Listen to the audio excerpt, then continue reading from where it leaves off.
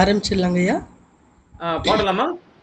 ராஜபாளைய முத்தமிழ் சங்கம் அறத்தான் வருவதே இன்பம் என்ற அந்த அற்புதமான ஒரு கருத்தை ஒட்டி ஒவ்வொரு நாளும் தொடர் கருத்துரை ஆய்வரங்கத்தை நடத்தி கொண்டிருக்கின்றது. அவ்வகையில் இன்றைய நிகழ்ச்சிக்கு கடை வாழ்த்து பாடுவதற்கு ரமேஷ் எத்ராஜ் ஐயா அவர்களை அன்போடு அழைக்கின்றேன். வாருங்கள் ஐயா.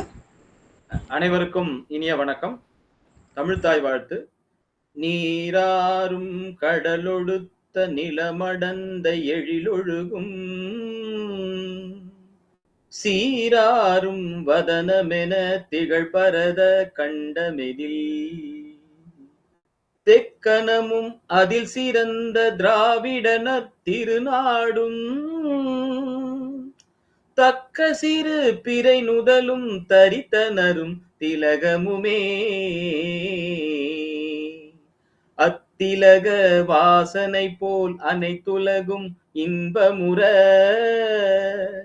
எத்திசையும் புகழ் மணக்க இருந்த பெரும் தமிழனங்கே உன் சீரிலமை திறம் வியந்து செயல் மறந்து வாழ்த்துதுமே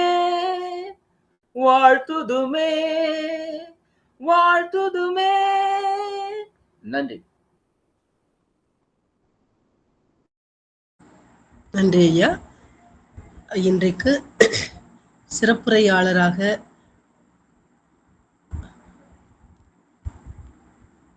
கலந்து கொள்ள இருப்பவர் முனைவர் துர்காதேவி மணிகண்டன் அம்மா அவர்கள்.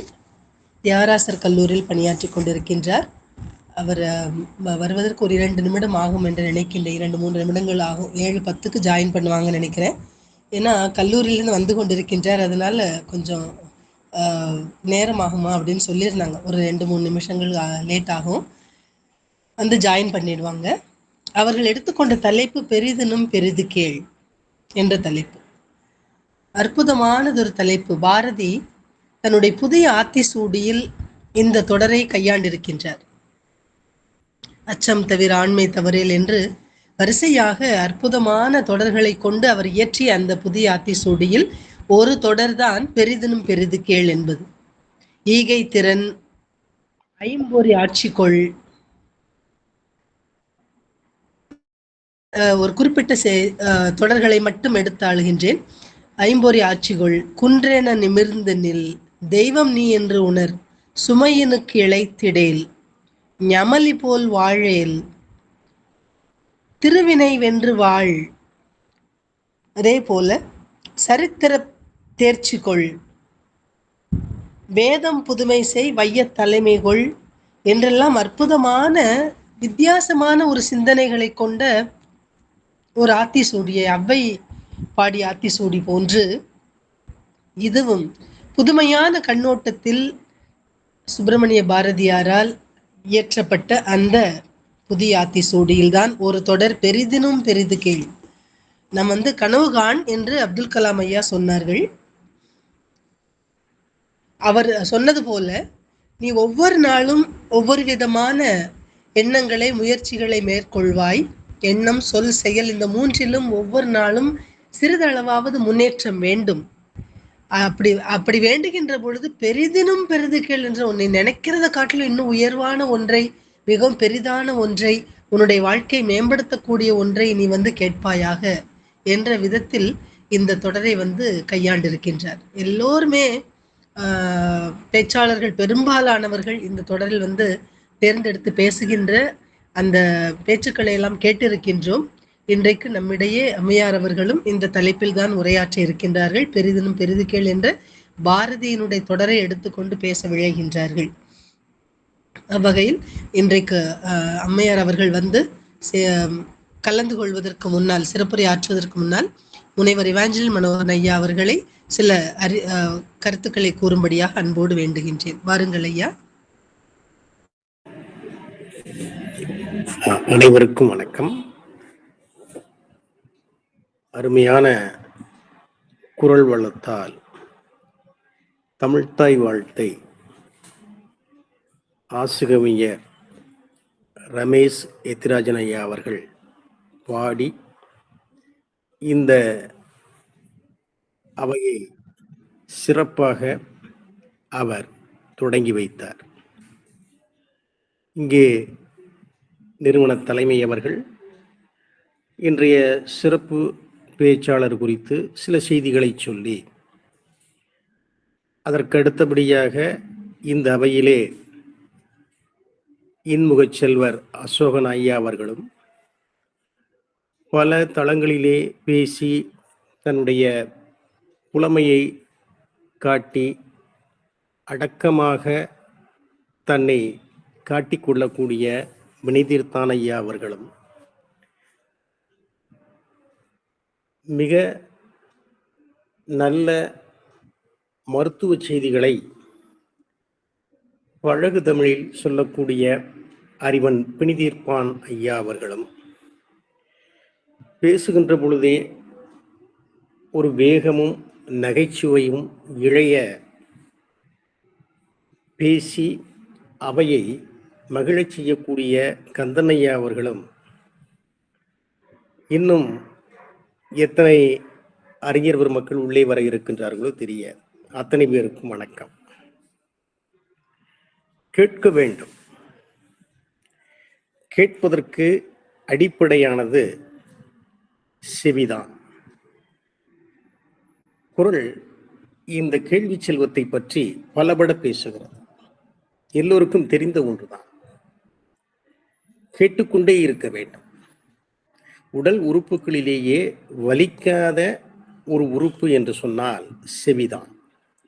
செவியினுடைய அமைப்பை பார்த்தால் அது ஓங்கார வடிவிலே இருப்பதை பார்க்க முடியும். நல்ல செய்திகளை நாம் நமக்குள்ளே புகுத்தினால், கேட்டால் இந்த மனம் கோயிலாக விளங்கும் என்பது திண்ணம். கேட்க கேட்க கேட்க நம்முடைய அறிவும் சிந்தனையும் பலப்படும். அறிவும் சிந்தனையும் பலப்பட நம்முடைய எண்ணங்களும் தெளிவாக தூய்மையாக விளங்கும். எண்ணங்கள் தூய்மையாக இருக்க நம்முடைய செயல்களும் புனிதமாக விளங்கும். செயல்கள் புனிதமாக விளங்க நாம் புத்தொளி பெற்றவர்களாக மற்றவர்களுக்கு வழிகாட்டுகின்ற கலங்கரை விளக்கமாக மாறுவது என்பது திண்ணம். ஆக நல்லனவற்றை கேட்க வேண்டும். அதற்காகத்தான் இந்த உறுப்பு. தொல்காப்பியர் சொல்லுவார், இந்த உறுப்பு என்பது அறிவை அவர் வகைப்படுத்துவார். ஒன்றறிவதுவே உற்றறிவதுவே. ஆக இதற்கு ஒரு இடத்தை கொடுத்திருக்கிறார். மன்னனை பொறுத்த மட்டிலேயே எப்படிப்பட்ட கசப்பான சொற்களை, அறிவுரை சொற்களை சொன்னாலும் கூட பொறுத்து கொள்ள வேண்டும். பொறுத்தவர் பூமி ஆழ்வார் என்பது பொதுவாக சொல்கின்ற முதுசொல், முதுமொழி. நான் இத்தோடு என்னுடைய உரையை முடித்துக் கொள்கிறேன். நேரம் ஓடிக்கொண்டிருக்கிறது. சிறப்பு சொற்பொழிவாளர் வந்துவிட்டார். அவருக்கு வழிவிட்டு அவருடைய உரையை செவிமடுப்பதற்காக நான் ஒதுங்கிக் கொள்கிறேன். இப்பொழுது அவருடைய நேரம். வாய்ப்புக்கு நன்றி. வணக்கம். நன்றி ஐயா. சிறப்புரையாளர் தம்முடைய கருத்துக்களை தொகுத்து வழங்குவதற்கும் அற்புதமான அந்த தலைப்பை தேர்ந்தெடுத்து பல்வேறு விதமான கருத்துக்களை பொழிய இருக்கின்றார்கள். அவருடைய உரையை கேட்பதற்கு ஆவலோடு காத்து கொண்டிருக்கின்றோம். அவ்வகையில் இன்றைக்கு இணைந்திருக்கக்கூடிய ரமேஷ் எத்திராஜ் ஐயா அவர்கள் மற்றும் முனைவர் இவாஞ்சலி மனோகரன் ஐயா அவர்கள், அசோகன் சாமுவேல் ஐயா அவர்கள், கந்தன் ஐயா அவர்கள், அறிவன் பிணிதீர்ப்பான் ஐயா அவர்கள், அத்தனை பேரை வணங்கி மகிழ்கின்றேன். அம்மா வாருங்கள், உங்களுடைய உரையை தாருங்கள். தெளிவுறவே அறிந்திடுதல், தெளிவு தர மொழிந்திடுதல், சிந்தித்திருப்பார்க்கே கழிவளர உள்ளத்தில் ஆனந்த கனவு பல காட்டல், கண்ணீர் துளிவர உள் உருக்குதல். இங்கு இவையெல்லாம் நீ அருளும் தொழில்கள் அன்றோ. ஒளி வளரும் தமிழ்வாணி அடியேனுக்கு இவை அனைத்தும் உதவுவாய். என்னை நன்றாக இறைவன் படைத்தனன், தன்னை நன்றாக தமிழ் செய்யுமாறு.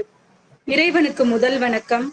நன்னும் இளமை பருவத்திலே முதல் எனது நாவில் அசைந்த மொழியாகிய எனது தாய்மொழிக்கும் எங்கள் கண்ணை திறந்து உலகத்தை விளக்கி கருத்தோடு இசைந்த மொழியாகவும், எங்கள் எண்ணங்களை கூறுவதற்கு நான் என்று முன்வந்திருந்த திருந்து மொழியாகவும் விளங்கக்கூடிய அன்னை தமிழையும் வணங்கி மகிழ்கின்றேன்.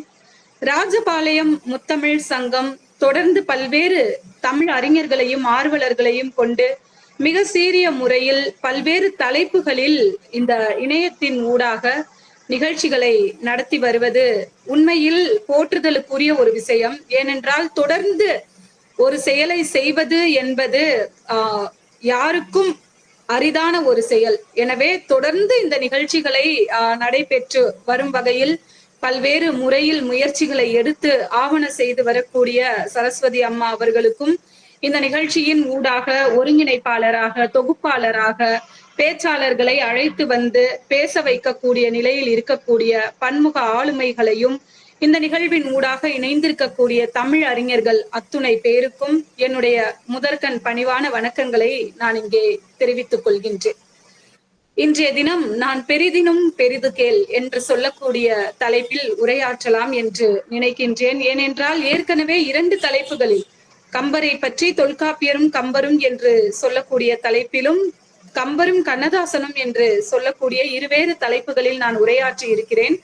அந்த வகையில் பாரதியை பற்றி, பாரதியினுடைய கவிதைகள் சார்ந்து ஒரு முறை இந்த தளத்தில் உரை நிகழ்த்த வேண்டும் என்று எனக்கு உள்ளே ஏற்பட்ட ஒரு ஆர்வத்தின் பயனாக எனக்கு இன்றைக்கு இன்றைய தலைப்பு அமைந்திருந்தாலும் கூட, பல்வேறு இலக்கியங்களில் இருக்கக்கூடிய சில விஷயங்களை தொட்டு காட்டி இந்த பெரிதினும் பெரிது கேள் என்று சொல்லக்கூடிய தலைப்பிற்கு உள்ளே செல்லலாம் என்று நினைக்கின்றேன். ஏனென்றால் பாரதியினுடைய அவர் யோக சித்தி வரம் கேட்டல் என்று சொல்லக்கூடிய ஒரு தலைப்பில் சக்தி இடத்தில் கேட்ட வரமாக இருக்கட்டும், கணநாதரிடம் கணபதியிடம் அவர் கேட்ட வரமாக இருக்கட்டும், எத்தனையோ வரங்களை பாரதியார் கேட்டிருக்கிறார். அவர் கேட்டிருக்கக்கூடிய அத்துணை வரங்களும் பெரிதும் பெரிது. எனவே அந்த வகையில் நாம் இறைவனை வழிபாடு செய்கின்றோம், வணங்குகின்றோம். நாம் எந்த மாதிரியான விஷயத்தை இறைவனிடத்தில் கேட்க வேண்டும், முன்வைக்க வேண்டும் என்று இருக்கின்றது. எனவே அந்த வகையில் எப்படி இறைவனை வணங்குவது என்பதை சொல்லிக் கொடுக்கக்கூடிய வகையில் இந்த உரையானது அமைய இருக்கின்றது. அறிவு நிறைந்த ஆன்றோர்கள் இருக்கக்கூடிய ஒரு தளம் என்றாலும் கூட, இலக்கியங்களில் பெரிதினும் பெரிது கேள் என்று சொல்லக்கூடிய இந்த தலைப்பில் எந்த மாதிரியான விஷயங்கள் எல்லாம் பொதிந்திருக்கின்றது என்று சொல்லக்கூடிய ஒரு சிறு சிந்தனையாக இந்த உரை அமையலாம். குறிப்பாக ஆன்மீகத்தையும் பாரதியையும் ஒப்பிட்டு சொல்லக்கூடிய வகையில் இந்த உரையானது அமையலாம் என்று கருதுகின்றேன். முதலில் கடவுளிடத்தில் நாம் உண்மையில் எதை கேட்க வேண்டும்? வள்ளுவர் சொல்லிவிட்டார், உள்ளுவதெல்லாம் உயர்வில் உள்ளல் என்று சொல்லி. அதுபோல பாரதியும் சொல்லிவிட்டார், பெரிதினும் பெரிது கேள். நமக்கு என்ன தேவையோ அதை நம் பெற்றோரிடம் கேட்டு நாம் பெற்றுக்கொள்கின்றோம். பெற்றோருக்கும் மேலாக எல்லோருக்கும் தலைவனாக இருக்கக்கூடிய, எல்லோருக்கும் தந்தையாக இருக்கக்கூடிய, எல்லோருக்கும் பெற்றோராக இருக்கக்கூடிய இறைவனிடத்தில் நாம் எவற்றையெல்லாம் கேட்க வேண்டும், எப்படியெல்லாம் கேட்க வேண்டும் என்பது குறித்த ஒரு சிறு தொகுப்பாக, ஒரு சிறு பதிவாகத்தான் இன்றைய எனது உரை இருக்க போகின்றது. அந்த வகையில் எங்கே நான் எவ்வளவோ கேட்டுவிட்டேன் கடவுளிடத்தில், ஆனால் கடவுள் எதையும் கொடுத்த பாடில்லை. உண்மையில் அவர் இருக்கிறாரா? அவர் இருந்தால் ஏன் நமக்கு இந்த சோதனைகள் எல்லாம் வரப்போகின்றது என்று ஒரு ஐயப்பாடு வரும். ஏனென்றால் தலைப்பு பெரிதினும் பெரிது கேள். நாம் யாரிடத்தில் கேட்க போகின்றோம்? கடவுளிடத்தில் கேட்க போகின்றோம். எனவே கடவுள் இருக்கின்றாரா இல்லையா என்று சொல்லக்கூடிய ஒரு சிறு ஐயப்பாடு கட்டாயமாக எல்லோருக்கும் இருக்க வேண்டும். ஏனென்றால் எதிலும் ஏன், எதற்கு என்று சொல்லக்கூடிய கேள்வி என்பது மிக முக்கியம். அதனால்தான் பாடி வைத்தார்கள், ஏன் என்ற கேள்வி இன்று கேட்காமல் வாழ்க்கை இல்லை, நான் என்ற எண்ணம் கொண்ட மனிதர் வாழ்ந்ததில்லை என்று சொல்லி. எனவே கடவுள் இருக்கின்றாரா இல்லையா என்று சொல்லக்கூடிய ஒரு சிறு அறிமுகத்தை நான் கொடுத்துவிட்டு பின்னதாக இந்த தலைப்பிற்கு உள்ளே சென்றால் சிறப்பாக இருக்கும். ஏனென்றால் நாம் எவற்றையெல்லாம் கேட்கின்றோமோ அவற்றையெல்லாம் கடவுளிடத்தில் கேட்க போகின்றோம் என்பதால் இந்த ஒரு 5 நிமிடங்களில் இந்த ஒரு அறிமுகம் இருந்தால் சிறப்பாக இருக்கும் என்று கருதி செல்லலாம் என்று நினைக்கின்றேன். சரி, கடவுள் நம்முடைய அறிவினால் உணரக்கூடிய ஒரு பொருளா? பரம்பொருள் என்று நாம் சொல்கின்றோம், கடவுள் என்று சொல்கின்றோம், இறைவன் என்று சொல்கின்றோம். ஒரு உருவம் ஒரு நாமம் இல்லாதவருக்கு பல்வேறு உருவங்கள் பல்வேறு திருநாமங்கள் என்றெல்லாம் நாம் படித்திருக்கின்றோம். உண்மையில் இத்தனை உருவமும் மனிதர்கள் கொடுத்த உருவங்கள் தானா? உண்மையில் கடவுளுடைய உருவம் இதுதானா என்று நமக்குள் எத்தனையோ ஐயப்பாடுகள் இருக்கத்தான் செய்கிறது கடவுள் கோட்பாடு குறித்து. எனவே ஒரு சிறு அறிமுகம். கடவுள் என்பது நம்முடைய அறிவினால் அறியக்கூடிய ஒரு விஷயம் அன்று. அது நம்முடைய உணர்வினால் நம்முடைய அனுபவத்தால் அறியக்கூடிய ஒரு பொருள், பரம்பொருள் என்றே சொல்ல வேண்டும். கண்ணதாசனிடத்தில் இருந்து ஆரம்பிக்கலாம் என்று நினைக்கின்றேன். ஏனென்றால் நான் எங்கே உரை நிகழ்த்த சொன்னாலும் பாரதியாரும் சரி, வள்ளுவரும் சரி, கம்பரும் சரி, கண்ணதாசனும் சரி என்னை விடுவதாக இல்லை. எதை பேச முன்வைத்தாலும் அவர்களுடைய மேற்கோள் தான், அவர்களுடைய செய்யுள் தான், அவர்களுடைய பாடல் தான் முன்னால் வந்து நிற்கின்றது. எனவே கண்ணதாசன் இறைவனை நேரடியாக அமர வைத்து சில கேள்விகளை கேட்பார். அநேகமாக அனைவருக்கும் அறிவு நிறைந்த இந்த சபையில் இருக்கக்கூடிய ஆன்றோர்கள் அத்துணை பேருக்கும் அந்த பாடல் தெரியும் என்று நான் நினைக்கின்றேன். இருந்தாலும் தேவை கருதி இந்த இடத்தில் இந்த பாடலை நான் முன்வைக்கின்றேன். கண்ணதாசன் கடவுளிடத்தில் கேட்கிறார். கடவுளை, கற்பனை தானே, கவிஞர் என்றாலே கற்பனை தானே, கடவுளை முன்னால் அமர வைத்து அவர் சில வினாக்களை கேட்கிறார். கடவுள் விடை சொல்வதாக அது அமைந்திருக்கும். பிறப்பின் வருவது யாதென கேட்டேன், பிறந்து பார் என இறைவன் பணித்தான். கண்ணதாசன் கேட்கிறார் கடவுள்கிட்ட. என்ன கேட்கிறாரு? கடவுளே, பிறப்பின் வருவது யாது? பிறப்புன்னு சொல்றாங்களே அது என்ன? கடவுள் சொல்றாராம், பிறந்து பார் அப்படின்னு சொல்லி. அடுத்து படிப்பென சொல்வது யாதென கேட்டேன். கடவுள் சொல்றாரு, படித்து பார் என இறைவன் படித்தான். அறிவென சொல்வது யாதென கேட்டேன். கடவுள் சொல்றாரு, அறிந்து பார். அன்பெனப்படுவது அழித்து பார். பாசம் என்பது பகிர்ந்து பார். மனையாள் சுகம் என்றால் மணந்து பார். பிள்ளைகள் என்பவர் யாவர் பெற்று பார். முதுமை என்பது யாதென கேட்டேன், முதிர்ந்து பார். வறுமை என்றால் என்ன என்று கேட்டேன், வாடிப்பார் என்று சொல்கிறார். நிறைவாக ஒன்றை கேட்கிறார். என்ன கேள்வி? இறப்பின் பின்னது ஏதென கேட்டேன், இறந்து பார் என இறைவன் பணித்தான். இப்ப கவிஞன் தானே, கோபம் வந்துருச்சு. என்ன கேட்கிறாரு? அனுபவித்தேதான் அறிவது வாழ்க்கை எனில் ஆண்டவனே நீ ஏன் என கேட்டேன். ஐயோ கடவுளை, எல்லாத்தையும் நான் அனுபவிச்சுதான் தெரிஞ்சுக்கணுமா? அப்படின்னா நீ எதுக்குப்பா அப்படின்னு கேட்கிறாரு கண்ணதாசன். இப்ப ஆண்டவன் என்ன பண்றாரா? ஆண்டவன் சற்றே அருகு நெருங்கி அனுபவம் என்பதே நான் தான் என்றான். அப்ப அனுபவம் அப்படின்றதுதான் கடவுள் அப்படின்னு சொல்லி கண்ணதாசன் நமக்கு ஒரு விடை கொடுக்கிறார். இப்ப நம்முடைய வாழ்க்கையில் வரக்கூடிய எல்லா அனுபவங்களும் கடவுள் தான். அது நல்ல அனுபவமாக இருக்கலாம், அல்லாத அனுபவமாக கூட இருக்கலாம். எல்லாவற்றிலும் நாம் யாரை பார்க்க வேண்டும் என்றால் கடவுளை பார்க்க வேண்டும் என்று சொல்கிறார்.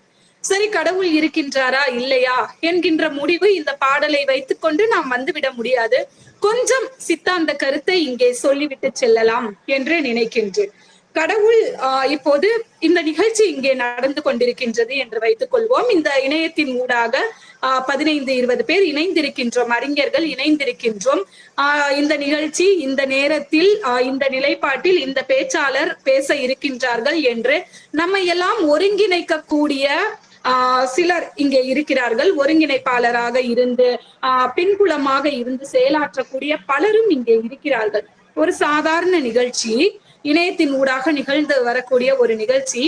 இந்த நிகழ்ச்சியை இந்த அளவில் நடத்துவதற்கே சில மனித சக்திகள் தேவை என்றால், இந்த இடத்தில் காடு, இந்த இடத்தில் ஏரி, இந்த இடத்தில் குளம், இந்த இடத்தில் குட்டை, இந்த இடத்தில் மலை, இந்த நேரத்தில் மழை வர வேண்டும், இந்த நேரத்தில் சூரியன் வர வேண்டும், இந்த நேரத்தில் சந்திரன் வர வேண்டும், இன்றைய நாளில் அமாவாசை, நிலவு வரக்கூடாது, அடுத்து பௌர்ணமி வந்தால் முழு நிலவு வானத்தில் ஜொலிக்க வேண்டும் என்று எல்லாவற்றையும் இயக்கக்கூடிய ஏதோ ஒரு சக்தி இருக்கிறது என்றுதான் அர்த்தம். எனவே கண்ணால் பார்க்கக்கூடிய ஒரு பொருளை வைத்துக்கொண்டு பார்க்காத ஒரு பொருளை அனுமானம் செய்வது. நாமக்கல் கவிஞர் தான் பாடுவார், சூரியன் வருவது யாராலே, சந்திரன் திரிவது எவராலே, காரிருள் வானில் விண்மினி போல் கண்ணில் தெரிவன அவை என்ன. சொல்ல போனால் இவற்றிற்கு எல்லாம் யாரோ ஒரு அதிகாரி இருக்கிறார் தானே என்று கேள்வி கேட்பார். அதனால் அந்த அதிகாரி நிச்சயமாக கடவுளாகத்தான் இருக்க வேண்டும். ஏனென்றால் இந்த பிரபஞ்சத்தை, இந்த உலகத்தை நாம் கண்களால் பார்க்கின்றோம், இந்த உலகத்தோட இயக்கத்தை நாம் கண்களால் பார்க்கின்றோம், உயிர்களை பார்க்கின்றோம், உயிர்களினுடைய இயக்கத்தை பார்க்கின்றோம். ஒரு கட்டத்தில் அந்த உயிர் நம்முடைய உடலை விட்டு சென்று விட்டால் அது இயங்காத தன்மையையும் பார்க்கின்றோம். அப்படியானால் இவற்றையெல்லாம் இயக்குவதற்கு, உடலில் இருக்கக்கூடிய உயிரை இயக்குவதற்கு, ஆத்மாவை இயக்குவதற்கு, இந்த உலகத்தை இயக்குவதற்கு, அந்த சூரியனை இயக்குவதற்கு, சந்திரனை இயக்குவதற்கு நிச்சயமாக ஒரு சக்தி வேண்டும். ஏனென்றால் இணையத்தின் ஊடாக இந்த நிகழ்ச்சியை இயக்குவதற்கே சில மனித சக்தி தேவை என்றால் இந்த பிரபஞ்சம் எவ்வளவு பெரியது. அப்படியானால் அவற்றை இயக்கக்கூடிய ஏதோ ஒரு சக்தி இருக்கத்தான் செய்ய வேண்டும். அந்த சக்தி தான் கடவுள். இவ்வளவு பிரம்மாண்டத்தை படைத்திருக்கக்கூடிய இந்த கடவுளிடத்தில் நாம் என்ன கேட்கின்றோம்? சாதாரண விஷயங்களை நாம் கேட்கின்றோம். எனவே சாதாரண விஷயங்களை எல்லாம் நாம் கேட்க கூடாது, பெரிய பெரிய விஷயங்களை நாம் கேட்க வேண்டும் என்று அடியவர்களும் சொல்லி வைத்திருக்கிறார்கள், புலவர்களும் சொல்லி வைத்திருக்கிறார்கள், நம்முடைய மகாகவி பாரதியும் சொல்லி வைத்திருக்கிறார். அபிராமி பட்டரிலிருந்து ஆரம்பிக்கலாம் என்று நினைக்கின்றேன். நமக்கு எல்லாம் தெரியும் அபிராமி பட்டருடைய கதை. சரபோஜி மன்னர் நகர வீதியில் வலம் வருகிறார். வருகின்ற பொழுது அவர் சதா சர்வ காலமும் அபிராமி அன்னையை நினைத்துக் கொண்டு நிஷ்டையில் இருக்கின்றார். இன்றைக்கு அமாவாசையா பௌர்ணமியா என்று கேட்ட போது அமாவாசை நாளை பௌர்ணமி என்று சொல்லிவிடுகிறார். பிறகு அவர் பாட பாட பாட, அபிராமி அந்தாதி பாட பாட பாட, அமாவாசை நாளிலும் வானத்தில் முழு நிலவு ஜொலித்ததை நம்முடைய வரலாறும் கதைகளும் நமக்கு சொல்கிறது. அபிராமி பட்டருடைய கதைகள் நமக்கு சொல்கிறது. அபிராமி பட்டர் என்ன கேட்டார்? அபிராமி இடத்தில் கலையாத கல்வியும் குறையாத வயதும் ஓர் கபடுவாராத நட்பும். கல்வி வேணும், எல்லாரும் கேட்கிறோம். கல்வி அப்படின்றது அழியாத செல்வம். வள்ளுவர் சொல்றாரு, கேடில் விழுச்செல்வம் கல்வி ஒருவருக்கு மாடல்ல மற்றையவை. இன்னும் நிறைய சொல்லலாம். வெள்ளத்தால் அழியாது, வெண்தணலால் வேகாது, வேந்தரால் கொல்லத்தான் இயலாது, கொடுத்தாலும் நிறைவு அன்றி குறைவுபடாதது எது அப்படின்னா இந்த உலகத்துல ஒரே செல்வம் கல்வி செல்வம். அப்பேற்பட்ட கல்வியை நாம் கற்கின்றோம். அது சில நாட்களில் மறந்து போய்விடுகின்றது. அதனால் கல்வி வேண்டும். அது எப்படிப்பட்ட கல்வியாக இருக்க வேண்டும்? கலையாத கல்வி என்று தெளிவாக கேட்கிறார் அபிராமி பட்டர். குறையாத வயது, வயது ஏறினாதானே முதுமை வரும். வயது ஏறினா முதுமை வரும். முதுமை வந்துருச்சுன்னா ஒரு கட்டத்துல நம்முடைய ஆயுள் முடியும். என்னுடைய வயதே ஏறக்கூடாதுன்னு கேட்கிறாரு. எவ்வளவு தெளிவா கேட்கிறாரு. குறையாத வயதும் ஓர் கபடுவாராத நட்பும். நண்பர்கள் கொஞ்ச காலத்துக்கு ரொம்ப நட்போடு நண்பர்களா இருப்பாங்க. சில நண்பர்கள் நம்முடைய நாம் வளர்ச்சி அடைய அடைய அடைய அவர்களுடைய நிலைப்பாடு அப்படின்றது மாறும். நம்ம மீது ஒரு கோபம், பொறாமை, இது மாதிரியான விஷயங்கள் வரும். அதெல்லாம் இருக்கக்கூடாது. அப்படி இல்லாத ஒரு நட்பு, ஒரு கபடுவாராத நட்பு வேண்டும் அப்படின்னு இப்ப தொடர்ந்து கேட்கிறாரு. கழுப்பினி இல்லாத உடல் கேட்கிறாரு, சலியாத மனம் கேட்கிறாரு, அன்பு அகலாத மனைவி, தவறாத சந்தானம், தவறான ஒழுக்க நெறியில் செல்லக்கூடிய பிள்ளைகள், நல்ல நெறியில் செல்லக்கூடிய பிள்ளைகள் வேண்டும் என்று கேட்கிறார். எனவே தவறான ஒழுக்க நெறியில் செல்லக்கூடிய குழந்தைகள் வேண்டாம். தவறாத சந்தானமும் தாழாத கீர்த்தி. நிறைய பேரை நம்ம பார்த்திருக்கோம், புகழோட உச்சிக்கே போயிருப்பாங்க. கீர்த்தி அப்படின்னா நமக்கு தெரியும் புகழ். புகழோட உச்சிக்கு போயிருப்பாங்க. ஆனா ஏதோ ஒரு சின்ன விஷயம் அவர்கள் மீது வரக்கூடிய ஒரு சிறிய மாறுபட்ட முரண்பட்ட விஷயம் அந்த புகழில் இருந்து சட்டென்று அவர்களை இறக்கிவிடும். இது தாழ்ந்த புகழ், தாழ்ந்த கீர்த்தி. ஆனால் எனக்கு கீர்த்தி வேண்டும், புகழ் வேண்டும். அது எப்பேற்பட்ட கீர்த்தி? தாழாத கீர்த்தி, மாறாத வார்த்தை அப்படின்னு. இப்ப மாறாத வார்த்தைனா, ஒரு முறை நாம் ஒரு சொல் சொல்லிவிட்டோம் என்றால் அந்த சொல்லில் இருந்து என்றைக்கும் பின்வாங்காத நிலைமையை எனக்கு கொடு. 2 வருடங்கள் கழித்து 1 லட்சம் ரூபாயை நான் உனக்கு கொடுக்கிறேன் என்று நான் சொல்லி ஒருவரிடம் வாங்கி கொள்கின்றேன். ஆனால் 2 வருடம் கழித்து அந்த தொகையை கொடுப்பதற்கான ஒரு சூழலே நமக்கு இல்லாமல் போய்விடலாம். அப்படிப்பட்ட ஒரு சூழலை உருவாக்காமல் இருக்கக்கூடிய மாறாத வார்த்தையை கொடு என்று கேட்கிறார். தொலையாத நிதி, கோணாத கோல், ஒரு துன்பம் இல்லாத வாழ்வு, இவற்றையெல்லாம் கேட்டுவிட்டு நிறைவாக என்ன கேட்கிறார்? துய்யனின் பாதத்தில் அன்பும் உதவி பெரிய தொண்டரோடு கூட்டு கண்டாய், அலையாழி அரித்துயிலும் மாயனது தங்கையே, ஆதிக்கடவூரின் வாழ்வே, அமுதீசர் ஒரு பாகம் அகலாத சுகபாணி அருள்பாமி அபிராமியே அப்படின்னு கேட்கிறாரு. துய்யனின் பாதத்தில் அன்பும் உதவி பெரிய தொண்டரோடு கூட்டு கண்டாய். உன்னுடைய தொண்டர் கூட்டத்தில் ஒருவராக என்னை ஏற்றுக்கொள்ள வேண்டும் என்பதுதான் அவருடைய நிறைவான வேண்டுகோளாக அவர் அபிராமி அன்னையிடம் நிறைவாக கேட்கக்கூடிய ஒரு விஷயமாக இருக்கிறது. அதனால்தான் அவை பாட்டி சொல்கின்ற போது சொல்வார், அநேகமாக நீங்கள் கேள்விப்பட்டிருப்பீர்கள், இந்த உலகத்திலேயே பெரியது எது என்று கேட்ட போது முருகப்பெருமானிடத்தில் அவை பாட்டி பதில் சொல்வதாக அந்த பாடல் அமைந்திருக்கும். பெரிது பெரிது புவனம் பெரிது என்று பாடுவார். புவனமோ நான்முகன் படைப்பு. இந்த உலகத்திலேயே எதுப்பா பெரிதுனா இந்த உலகம் தான் பெரிது. சரி, இந்த உலகம் தான் பெரிது அப்படின்னா இந்த உலகத்தை படைத்திருக்கக்கூடிய நான்முகன் என்று சொல்லக்கூடிய பிரம்மதேவன் அதை காட்டிலும் பெரிதாக இருக்க வேண்டும் அல்லவா? சரி, நான்முகன் தான் பெரிதா என்றால் நான்முகன் எங்கிருந்து வந்தார்? திருமாலுடைய உண்டியில் இருந்து, உண்டி கமலத்தில் இருந்து வந்தவர். எனவே திருமால் தான் பெரிதா என்றால் இல்லை. அந்த திருமால் எங்கே இருக்கின்றார்? பார்க்கடலில் பள்ளி கொண்டிருக்கின்றார். அந்த கடல் தான் பெரிதா என்றால் அந்த கடலையே ஒரு முனிவர் தன்னுடைய கமண்டலத்தில் அடைத்து வைத்தாரே, அப்படி என்றால் அந்த கமண்டலம் தான் பெரிதா என்றால் அந்த கலசமோ இந்த புவியில் சிறு மண். அப்படி என்றால் மீண்டும் இந்த புவி, இந்த உலக உருண்டை தான் பெரிதா என்றால் இல்லை இல்லை, இந்த உலக உருண்டை எது? அரவினுக்கு ஒரு தலைப்பாரம். திருமால் துயில் கொண்டிருக்கக்கூடிய அந்த அரவுக்கு, அந்த பாம்பனைக்கு ஒரு தலையணையாக பயன்படக்கூடியது இந்த உலகமாம். சரி, இந்த உலகத்தையே தலையணையாக வைத்திருக்கிறாரே, அந்த பாம்பு தான் பெரிதா என்றால் அந்த பாம்பையே தன்னுடைய கை விரல் மோதிரமாக அணிந்திருக்க கூடியவள் உமாதேவி என்றால் உமாதேவி தான் பெரிதா என்றால் இல்லை இல்லை, உமாதேவி யாரோடு ஒடுக்கம்? உமையம்மை ஈசனோடு ஒடுக்கம். ஈசன் எங்கே ஒடுக்கம்? ஈசனோ தொண்டருள் ஒடுக்கம். தொண்டரின் பெருமையை சொல்லவும் பெரிதே என்று சொல்லி முடித்தார்கள். எனவே இந்த உலகத்தில் எது பெரிது என்று பார்த்தால் தொண்டு பெரிது. அதனால்தான் அபிராமி பட்டர் கேட்டார், தொண்டு செய்யக்கூடிய மனதை எனக்கு கொடு என்று கேட்டார். வாலி ஒரு இடத்தில் மிக அழகாக பாடுவார், நாம் எதை கேட்க வேண்டும் இறைவனிடத்தில்? தொண்டு செய்யக்கூடிய ஒரு பலத்தை, ஒரு ஆற்றலை, தொண்டு செய்யக்கூடிய நிலைப்பாட்டில் இருக்கக்கூடிய ஒரு சூழலை, செல்வத்தை, மனோபலத்தை கொடுக்க வேண்டும் என்று நாம் இறைவனிடத்தில் கேட்க வேண்டுமாம். அதனால்தான் வாலி சொல்வார், பல நூல் படித்து நீ அறியும் கல்வி, பொது நலம் விளங்க நீ வழங்கும் செல்வம், பிறர் உயர்வினிலே உனக்கு இருக்கும் இன்பம், இவை அனைத்திலுமே இருப்பதுதான் தெய்வம். தெய்வம் எங்கே இருக்கிறது? பல நூல் படித்து நாம் அறியக்கூடிய கல்வியில் இருக்கின்றது. மற்றவர்களுடைய நலன் நினைத்து நாம் கொடுக்கக்கூடிய செல்வம், அதுதான் தொண்டு, அதில் இருக்கின்றது. பிறர் உயர்வினிலே உனக்கு இருக்கும் இன்பம். மற்றவர்களுக்கு தொண்டு செய்து அதனால் அவர்கள் உயர்வடைந்தால் அதனை பார்த்து நாம் பெருமை கொள்ள வேண்டும், அதை பார்த்து நாம் மகிழ்ச்சி அடைய வேண்டும். எனவே இன்பம் கொள்ள வேண்டும். மற்றவர்களுடைய உயர்வில் வரக்கூடிய அந்த இன்பம், இவற்றில் எல்லாம் தான் யார் இருக்கிறார்? கடவுள் இருக்கிறார். எனவே அதை கொடு என்று கேட்பார்.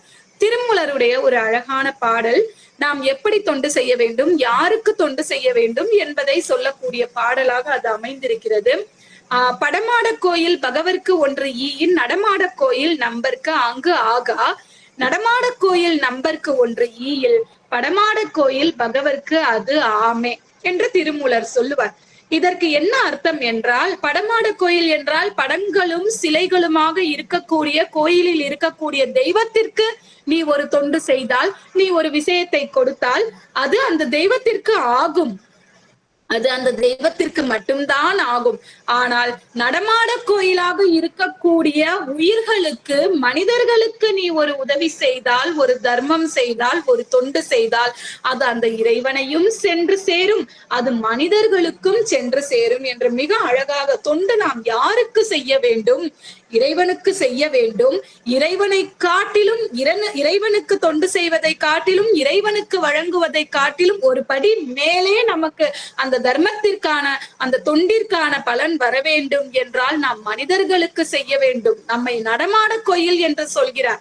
அவர் தானே சொன்னார், உள்ளம் பெரும் கோயில், உன் உடம்பு ஆலயம், வள்ளல் பிராணருக்கு வாய் கோபுரவாசல், தெல்ல தெளிந்தோருக்கு ஜீவன் சிவலிங்கம் என்று சொன்னார். எனவே பார்க்கக்கூடிய ஒவ்வொரு மனிதர்களிடத்தும் நாம் இறைவனை பார்க்க வேண்டும். அப்படி பார்த்தால் தொண்டு செய்ய வேண்டும் என்று சொல்லக்கூடிய அந்த எண்ணம் தானாக வரும். ஒவ்வொரு உயிர்களிடத்திலும் இறைவன் இருக்கிறார். அவர் தானே நம்மை ஆட்டுவிக்கிறார். ஏனென்றால் நம்முடைய உடலில் உயிர் இருக்கக்கூடிய வரையில் தான் நமக்கு மரியாதை. ஜீவன் என்றால் அது சிவம் என்று சொல்வார்கள். ஒருவேளை இந்த உடலை விட்டு உயிர் போய்விட்டால் என்ன நடக்கும்? அடுத்த வினாடியே பெயரினை நீக்கி பிணம் என்று பெயர் வைத்து சூறை என்னும் காட்டிடை கொண்டு போய் சுட்டிட்டு நீரினில் மூழ்கி நினைப்பொழிந்து போவாரே.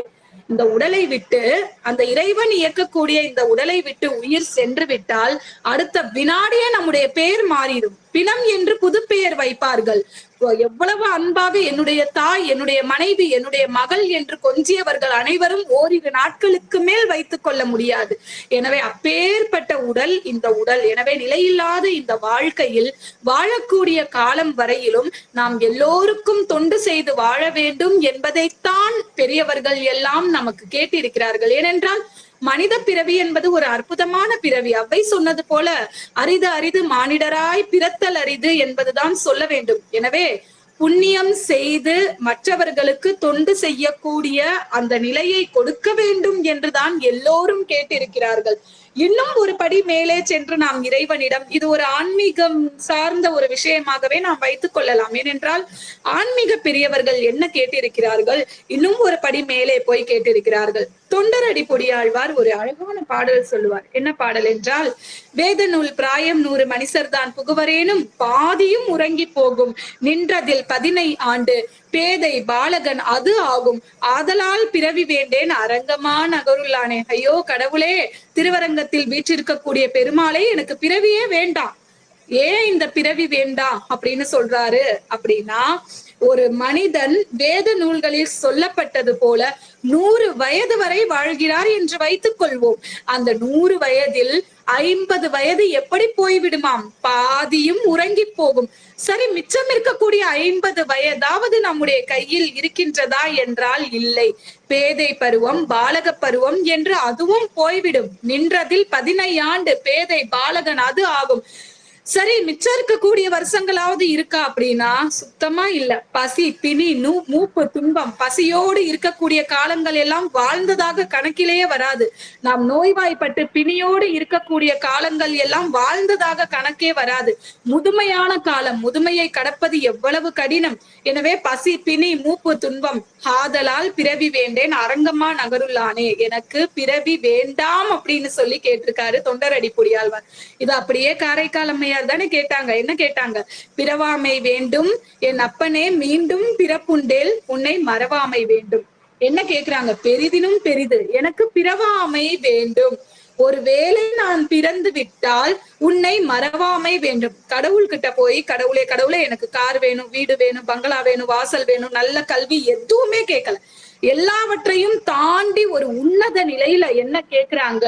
ஐயோ, எனக்கு இந்த பிறவியே போதும், இந்த இனி எனக்கு பிறவாமை என்று சொல்லக்கூடிய ஒரு வரத்தை கொடு.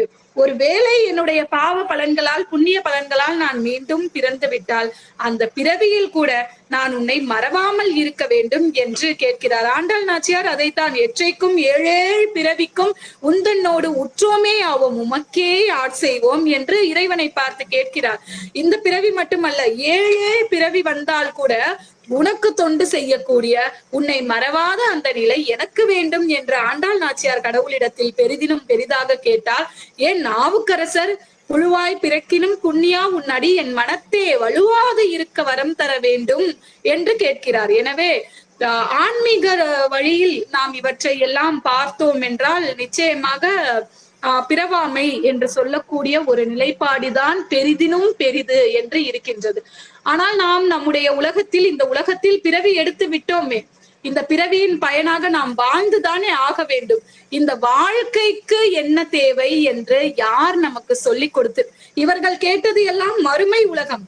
ஆனால் இப்போது மனித பிறவி எடுத்து வாழக்கூடிய இந்த வாழ்க்கையில் நாம் பெரிதினும் பெரிது கேட்க வேண்டும் என்று பாரதியார் சொல்லிக் கொடுக்கிறார். அநேகமாக நாம் அனைவரும் ஒரு கவிதையை அறிந்திருப்போம், பாரதியினுடைய ஒரு கவிதை. அதில் சில வரிகளை மட்டுமே நாம் படித்திருப்போம்.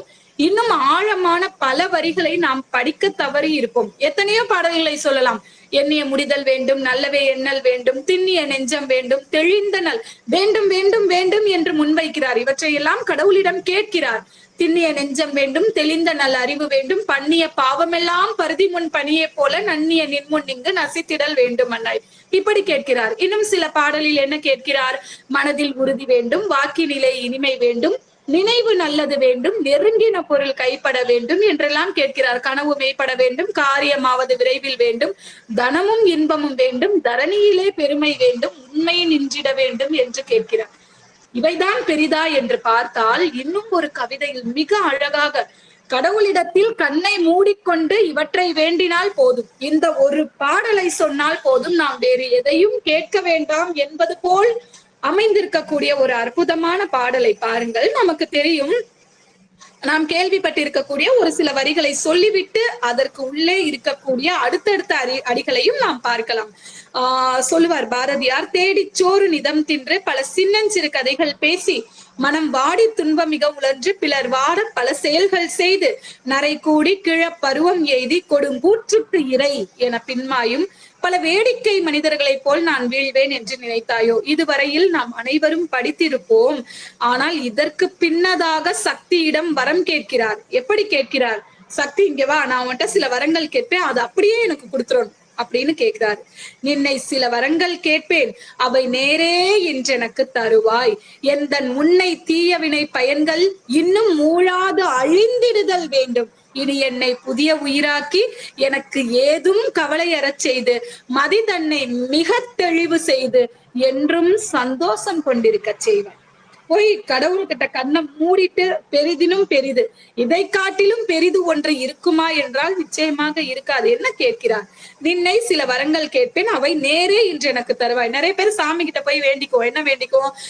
கடவுளை இந்த வேலை மட்டும் எனக்கு கிடைச்சிருச்சுன்னா உனக்கு 100 தேங்காய் உடைக்கிறேன், 10,000 ரூபாய் உண்டியல்ல கொண்டு வந்து போடுறேன், இதெல்லாம் நம்ம வேண்டிக்குவோம். அப்படியெல்லாம் நீ என்கிட்ட எதிர்பார்க்காத. சொல்றது யாரு? பாரதி யாருக்கிட்ட சொல்றாரு? சக்தி கிட்ட கேட்கிறாரு. நேரே இன்று எனக்கு தருவாய். சுத்தி வளைச்சு நீ இது பண்ணா நான் அது பண்றேன் அப்படின்ற மாதிரி எனக்கு கொடுக்காம நேரடியா நான் கேட்கிறேன், நீ அப்படியே எனக்கு கொடு அப்படின்னு சொல்லி கேட்கிறாரு. எந்தன் முன்னை தீயவினை பயன்கள் எல்லாம் இன்னும் மூழாது அழிந்திட வேண்டும். நான் இதுவரையில் எத்தனை பிறவிகள் எடுத்தேனோ அந்த பிறவிகளினுடைய பயன்கள், தீவினை பயன்கள், பாவ பயன்கள் எல்லாம் இதற்கு மேல் வளராமல் மொத்தமாக அழிந்திட வேண்டும் என்று கேட்கிறார். அப்படி மட்டும் ஒரு மனிதனுக்கு நடந்து விட்டால் அந்த மனிதன் புதிய உயிராக மாறி விடுவார். எனவே இன்னும் மூளாது அழிந்திடுதல் வேண்டும். இனி என்னை புதிய உயிராக்கி. இப்பதான் நான் இந்த உலகத்துல பிறந்திருக்கேன், அதுவும் இந்த பிறவிதான் முதல் பிறவி அப்படின்னா எவ்வளவு நல்ல தூய ஆத்மாவாக இருக்குமோ அப்பேற்பட்ட ஒரு ஆத்மாவாக என்னை மாற்றிவிடு என்று கேட்கிறார். இனி என்னை புதிய உயிராக்கி எனக்கு ஏதும் கவலையறச் செய்து, ஒரு கவலை கூட என்னுடைய மனசுல இருக்கக்கூடாது, என்னுடைய மதியை, என்னுடைய அறிவை மிக தெளிவாக ஆக்கு, என்றென்றுக்கும் இந்த கவலை இல்லாத மகிழ்ச்சியான மனம் வேண்டும் என்று கேட்கிறார். இதை காட்டிலும் பெரிது ஒன்று உண்டா இந்த உலகத்தில்? இன்னும் கேட்கிறார். என்ன கேட்கிறார்? தோளை வலி உடையதாக்கி உடற் சோர்வும் பிணிப்பளவும் போக்கி அறிவாளை கொண்டு பிளந்தாலும் கட்டுமாறா உடல் உறுதி தந்து. எப்படியா? அவருடைய உடல்ல அறிவாலையே கொண்டு பிளந்தால் கூட அவருடைய உடலில் உறுதி மாறக்கூடாது என்று கேட்கிறார். என்னுடைய தோளில் வலிமையை கொடு, தோளை வலி உடையதாக்கி உடற் சோர்வும் பிணிப்பளவும் போக்கி. ஒரு மனிதன் பின்னடைவு அடைவதற்கான முதன்மை காரணம் சோர்வு. அந்த சோர்வுதான் அவருடைய வாழ்க்கையில் முதல் தடை. முன்னேற்றத்திற்கான முதல் தடையாக எது இருக்கும் என்றால் சோர்வும் நோய், பிணி. நோய் கூட சொல்ல முடியாது. நோய்னா இப்ப தலைவலிக்குதுன்னா நாளைக்கு இந்த தலைவலி இல்லாம போயிடும், அது நோய். பிணி என்றால் நம்மை பிணித்து கொண்டிருப்பது. எப்போதும் இந்த உடல் இருக்கக்கூடிய வரையில் இருக்கக்கூடிய ஒரு நோய்க்கு பெயர்தான் பிணி. எப்போதும் அந்த நோயை சரி செய்யவே முடியாது என்கின்ற நிலைப்பாட்டில் இருக்கக்கூடியது பிணி. அப்பேற்பட்ட பிணி எல்லாம் போக்கிடு. அறிவாளை கொண்டு பிளந்தாலும் கட்டுமாறாத உடல் உறுதி வேண்டும். சுடர் நாளை கண்டதோர் மலர் போல், அந்த சூரியனை கண்டவுடன் மலரக்கூடிய தாமரை மலர் போல் ஒளி பொருந்தி இருக்கக்கூடிய முகத்தை கொடு. மத வேளை வெல்லும் முறை கூறி தவ மேன்மை கொடுத்தருளல் வேண்டும். தவ மேன்மை வேண்டும். என்னும் காரியங்கள் எல்லாம் வெற்றி ஏற புரிந்தறிதல் வேண்டும். நான் என்னென்ன காரியங்கள் செய்யணும்னு நினைக்கிறேனோ அந்த காரியங்கள் எல்லாம் வெற்றி அடைய வேண்டும். தொழில் பண்ண பெரு நிதியம் வேண்டும், அதில் பல்லோர் துணை புரிய வேண்டும். நான் நிறைய தொழில் செய்யணும், அதற்கு பெரு நிதி வேண்டும், அதற்கு பல பேருடைய துணை வேண்டும். சுவை நன்னும் பாட்டினோடு தாளம் மிக நன்றா உழத்து அழுந்தல் வேண்டும். நல்ல பாடல்களை நான் எழுதணும். சுவை நன்னும் பாட்டினோடு என்னுடைய உள்ளத்தில் இருந்து வரக்கூடிய பாடல்கள் தாளத்தோடு நிறைந்திருக்கக்கூடிய பாடலாக அது வர வேண்டும் என்று பல பன்னிர் கோடி வகை இன்பம் நான் பாட திறனடைவது வேண்டும். அவர் கேட்கிறாரு, நிறைய பாடல்கள் நான் பாட வேண்டும், பல பன்னிர் கோடி வகை இன்பம் நான் பாட, என்னுடைய பாடல் இன்பம் பொங்கக்கூடிய பாடலாக இருக்க வேண்டும் என்று கேட்கிறார். எனவே இதுதான் வாழ்க்கையினுடைய லட்சியமாக பாரதியார் கொண்டிருந்தார் என்றே சொல்ல வேண்டும்.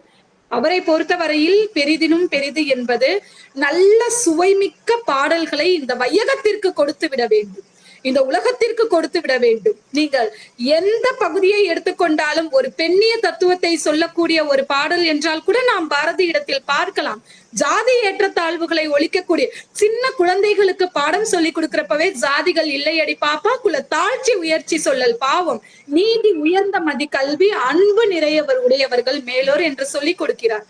ஜாதி ஏற்றத்தாழ்வுகளை களையலாம். பெண்ணிய பார்வை, பெண்ணியம் என்றால் உண்மையில் ஒரு புதுமை பெண் எப்படி இருக்க வேண்டும், ஒரு அறநெறியை சார்ந்து இருக்கக்கூடிய ஒரு பெண் தான் புதிய பெண்.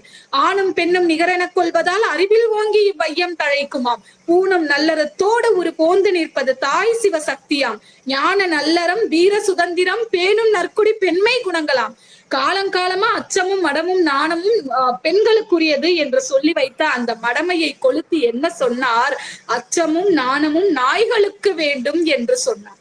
எனவே நிமிர்ந்த நன்னடையும் நேர்கொண்ட பார்வையும் நிலத்தில் யாருக்கும் அஞ்சாத நெறிகளும் திமிர்ந்த ஞான செருக்கும் இருப்பதால் செம்மை மாதர் திரும்புவது இல்லையாம், அமிழ்ந்த பேரிடலாம் அறியாமையில் அவலமெய்தி கலையின்றி வாழ்வதை உமிழ்ந்து தள்ளுதல் பெண்ணறமாகும் என்று சொல்லக்கூடிய மிகப்பெரிய பெண்ணறத்தை நமக்கு சொல்லி தந்தவர் பாரதி. அவர் யோக சித்தி வரமாக கேட்டது பல பன்னிர் கோடி வகை இன்பம் நான் பாட வரம் தர வேண்டும். ஊவேசா ஒரு இடத்தில் சொல்லுவார், பொதிகை மலை பிறந்த மொழி வாழ்வறியும் காலமெல்லாம் புலவோர் நாவில் துதி அறிவார், அவர் நெஞ்சின் வாழ்த்தறிவார், இறப்பின்றி துலங்குவாயே என்று ஊவே சாமிநாத ஐயரை பார்த்து பாரதியார் பாடியிருப்பார். மிக அற்புதமான பாடல். நமக்கு தெரியும், இன்றைக்கு தமிழ் இலக்கியம் செம்மொழிக்கான ஒரு அங்கீகாரத்தை பெற்றிருக்கின்றதுக்கு என்றால் அதற்கு முழு முதல் காரணம் தமிழ் தாத்தா ஊவே சாமிநாத ஐயர். கரையானுக்கும் அனலுக்கும் புனலுக்கும் இரையாகி கால வெள்ளத்தால் கரைந்தும் மறைந்தும் போய்கொண்டிருந்த பல்வேறு சுவடிகளை தேடி தொகுத்து ஆராய்ந்து பதிப்பித்து இந்த தமிழ் உலகத்திற்கு கொடுப்பதே தன்னுடைய வாழ்க்கையின் மிகப்பெரிய லட்சியமாக கொண்டிருந்தவர் ஊவேசா. அவர் சொல்லுவார், முதல் 2 அடி தமிழ் விடுத்தூது என்று சொல்லக்கூடிய நூலில் இருக்கக்கூடிய அடி, இருந்தமிழே உன்னால் இருந்தேன், உமையோர் விருந்தமிழ்தம் என்றாலும் வேண்டேன் என்று சொல்வார். அதற்கு அடுத்ததாக அவரே எழுதியிருப்பார், உதிப்பித்த பன்னூல் ஒளிர அடியேன் பதிப்பிக்கவே கடைக்கண்பார். முதல் 2 அடிகள் தமிழ் விடுதூது அடிகள், அடுத்த 2 அடிகள் அந்த தமிழ் விடுதூதோடு தன்னுடைய கருத்தை சேர்த்த அடிகள். உதிப்பித்த பன்னூல் ஒளிர, பலரும் பல நூல்களை எழுதி வைத்திருக்கிறார்கள், அந்த நூல்களை எல்லாம் நான் பதிப்பிக்க நீ எனக்கு வரம் தர வேண்டும் என்று பெரிதினும் பெரிது கேட்டார் ஊவேசா. அதே நிலைப்பாட்டில் பாரதியார் கேட்கிறார், பல பன்னில் கோடி வகை இன்பம் நான் பாட வரம் தர வேண்டும் என்று கேட்கிறார். பல வகையான பாடல்களை பாடுவதற்குரிய வரம் எனக்கு வேண்டும் என்று பாரதியார் கேட்டு பெற்றதன் அந்த விளைவுதான் இன்றைக்கு எத்தனையோ பாடல்கள். நாம் எந்த கருத்தை எடுத்துக்கொண்டாலும் சரி, சிவபெருமானிடம் சக்தியிடம் சொல்கிறார், தசையினை தீச்சுடினும் சிவ சக்தியை பாடும் நல் அகம் கேட்டேன். என்னுடைய உடலில் தீயே சுட்டாலும் கூட அந்த நேரத்தில் கூட நான் உன்னை பாட வேண்டும். யார் கேட்பார்கள் இப்படிப்பட்ட ஒரு வரம்? சிவ சக்தியை பாடும் நல் அகம் கேட்டேன். அப்போது கூட என்னுடைய உடலே எரிஞ்சு போயிட்டா கூட என்னுடைய அகத்திற்குள்ளே சிவசக்தியை நான் பாடிக்கொண்டிருப்பேன். வல்லமை தாராயோ இந்த மாநிலம் பயனுற வாழ்வதற்கே என்று கேட்டார். எனக்கு வல்லமை வேண்டும், அந்த வல்லமையால் நான் நன்றாக இருக்க வேண்டும், என்னுடைய குடும்பம் நன்றாக இருக்க வேண்டும், தன் பெண்டு தன் பிள்ளை சோறு வீடு சம்பாத்தியம் இவையுண்டு தானுண்டு என்று சொல்லக்கூடிய கடுகு உள்ளத்திற்காக நன்றாக இருக்க வேண்டும் என்று கேட்கவில்லை. இந்த மாநிலம் பயன் பெறுவதற்காக நான் வாழ வேண்டும் என்று பெரிதினும் பெரிது கேட்டவர் பாரதியார். எனவே பாரதியினுடைய இந்த பாடலோடு பெரிதினும் பெரிது என்றால் ஒவ்வொருவருக்கு ஒவ்வொரு லட்சியம் இருக்கும். நாம் ஆன்மீக பார்வையில் அதை பார்த்தால் பிறவாமை என்று சொல்லிவிடலாம். போதுமப்பா இந்த பிறவி என்று சொல்லுவார் இல்லையா? ஒரு பட்டினத்தாருடைய பாடல் என்றுதான் நினைக்கின்றேன். அவர்தான் சொல்லுவார், அந்த பாடலை அப்படியே மாதா உடல் சலித்தால் வல் வினையேன் கால் சலித்தேன் வேதாவும் கை சலித்து விட்டானே என்று ஒரு சித்தர் பாடுவார். அதை அப்படியே வைத்துக்கொண்டு கண்ணதாசன் பாடியிருப்பார். பெற்றவள் உடல் சலித்தால் பேதை நான் கால் சலித்தேன், படைத்தவன் கை சலித்து ஓய்ந்தான் அப்பா. பாவி மீண்டும் ஒரு தாய் வயிற்றில் பிறவேன் அம்மா. ஐயோ, மீண்டும் ஒரு தாய் வயிற்றில் ஒரு கருவறையில் நான் பிறக்க வேண்டாம் என்று கேட்டிருப்பார். எனவே ஆன்மீக பார்வையில் பார்த்தால் நிச்சயமாக பிறவாமை என்பது மிகப்பெரிய வரமாக இருக்கின்றது. பெரிதினும் பெரிதாக கேட்கக்கூடிய ஒரு நிலையில் அது இருக்கிறது. ஆனால் இந்த உலகத்தில், இந்த வையத்தில் நாம் வாழ்வாங்கு வாழ வேண்டும் என்றால் பாரதி கேட்டது போல ஒவ்வொருவருக்கும் ஒவ்வொரு லட்சியம். அவர் பல பேரும் பயனடையும் வகையில் ஒரு வாழ்க்கையை நான் வாழ வேண்டும், நல்ல கவிதைகளை நான் எழுத வேண்டும், பல பன்னீர் கோடி வகை இன்பம் நான் பாட திறன் கொடுக்க வேண்டும் என்று கேட்டார். நம்முடைய ஒவ்வொரு மனதிற்குள்ளும் ஒவ்வொரு லட்சியம் இருக்கும் இல்லையா? அந்த லட்சிய பாதையை வெல்லும் வரை, அடையும் வரை அல்ல, அடைந்த பின்னரும் தொடர்ந்து நாம் அதில் பயணம் செய்து வெற்றி பெறுகின்ற காலம் வரையிலும் நாம் என்ன செய்ய வேண்டும்? அந்த லட்சியத்தை பற்றிய சிந்தனையில் கொண்டு, அந்த லட்சியத்தை பற்றியே கனவு கண்டு, அந்த லட்சியத்தின் பொருட்டு நாம் இறைவனிடம் கேட்க வேண்டும். அப்படி கேட்கக்கூடியதுதான் இந்த உலகத்தில் பெரிதினும் பெரிது. இப்போது நான் பேசுகின்றேன் என்றால் என்னுடைய உரை உலகம் முழுக்க கேட்க வேண்டும் என்பது என்னுடைய லட்சியமாக இருந்தால், சதா சர்வகாலமும் இறைவனிடத்தில் நான் முன்னே நின்று கேட்பது அத்துணையும் அதுவாகத்தான் இருக்க வேண்டும். இடையில் எத்தனையோ பிரச்சனைகள் வரலாம், பொருளாதார பிரச்சனை வரலாம், பணியிடத்தில் பிரச்சனை வரலாம், எத்தனையோ பிரச்சனைகள் வரலாம். அவற்றை எல்லாம், சிறு சிறு பிரச்சனைகளை எல்லாம் அப்படியே ஒதுக்கி தள்ளிவிட்டு மிகப்பெரிய லட்சியத்தை மனதில் கொண்டு அந்த லட்சியத்திற்காக மட்டுமே சதா சர்வ காலமும் நாம் இறைவனிடத்தில் வரமாக கேட்டுக்கொண்டே இருந்தால் நிச்சயமாக அந்த வரம் நமக்கு கிடைக்கும். பாரதியார் தன்னுடைய வாழ்க்கையில் சந்திக்காத பிரச்சனைகளா? பாரதியார் தன்னுடைய வாழ்க்கையில் அனுபவிக்காத இன்னல்களா? ஆனால் அவர் ஒன்றே ஒன்று கேட்டார். என்ன கேட்டார்? பல பன்னில் கோடி வகை இன்பம் நான் பாட வரம் தர வேண்டும், நான் பாட வேண்டும், இந்த உலகம் அதை கேட்க வேண்டும், ஏற்றுக்கொள்ள வேண்டும் என்று சொல்லுவார். எனவே ஒவ்வொருவருக்கும் உள்ளே இருக்கக்கூடிய ஒவ்வொரு லட்சியத்தை நம்முடைய மனதில் கொண்டு இறைவனிடம் பெரிதிலும் பெரிதி கேட்போம் என்று சொல்லி நல்லதொரு வாய்ப்பிற்கு நன்றி கூறி அமர்கிறேன். நன்றி, வணக்கம். நன்றி அம்மா. மிக எல்லோரும் நினைத்த அந்த லட்சிய கருத்துக்களை ஒவ்வொருவரும் அவர்கள் நினைத்திருக்கூடிய லட்சிய கருத்துக்கள் அல்லாமல் ஆன்மீக பாதையில் சென்று தம்முடைய கருத்துக்கள் எடுத்து எம்பிய விதம் பல்வேறு சான்றோர் பெருமக்கள் பட்டினத்தார் விடல பாரதியிலிருந்து தொடங்கி பாரதியினுடைய பெரிதினும் பெரிது கேள் என்ற தலைப்புக்குள் வந்ததுமே பெரிதான பரம்பொருளின் இயல்பினை முதலில் எடுத்துரைத்தீர்கள். அதற்கு கண்ணதாசனை முன்னே கொண்டு வந்து நிறுத்தியது மிக சிறப்பு. ஏனென்றால் கண்ணதாசன் இல்லாமல் தங்களுடைய உரையா?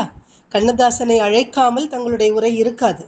அடுத்ததாக அபிராமி அந்தாதியை அனுபவித்த பட்டரினுடைய கருத்து, விவேக சிந்தாமணியை நினைவுறுத்தி ஔவையார் பெரியது எது என்று சொன்ன அந்த தொண்டின் சிறப்பை எடுத்து எம்பி, வாலி கல்வி மற்றும் செல்வத்தினுடைய சிறப்பை சொன்ன அந்த விதத்தையும் பட்டினத்தார் தம் நிலையாமை கருத்தை நிலைநிறுத்தி, தொண்டரடி பொடியாழ்வார் காரைக்காலமையார் இரண்டு பேருமே சொன்ன அந்த பிறவாமை வேண்டும், பிறவி என்பது எனக்கு வேண்டவே வேண்டாம் என்று சொன்ன அந்த காரணத்தையும் எடுத்துரைத்து, கடைசியில் ஆண்டாள் நாச்சியார் அவர் செய்த தொண்டு என்ன என்பதையும் எடுத்துரைத்தீர்கள்.